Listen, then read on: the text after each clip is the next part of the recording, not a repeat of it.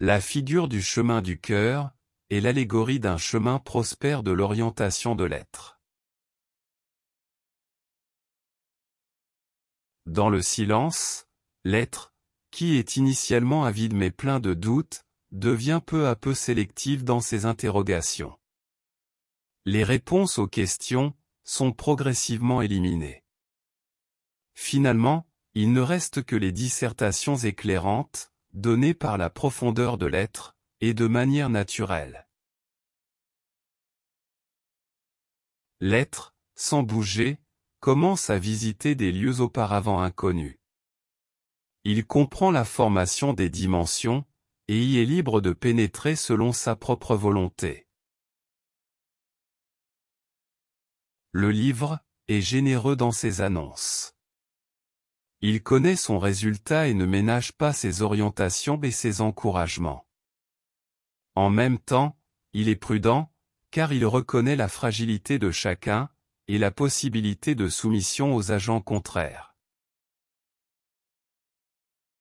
Les découvertes, par les actions individuelles de l'être, peuvent conduire à des actions égoïstes d'exposition des connaissances, pour obtenir des reconnaissances et l'éternisation de la personnalité.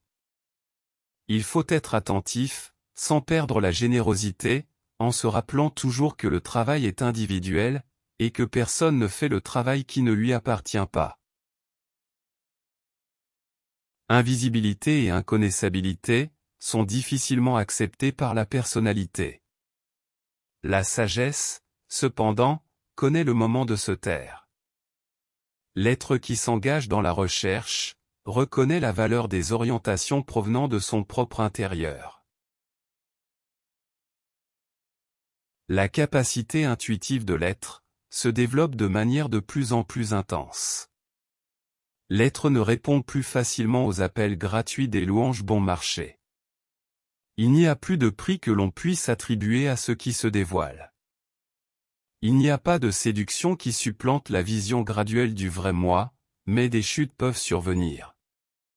Les premiers moments de la recherche de l'être sont encore imprégnés des séductions du modèle irréel imposé. Chaque être se trouve à des moments différents par rapport aux autres. Se comparer ou se mesurer est inutile et infructueux. Il y a ici des brèches par lesquelles les armées de contention pénètrent.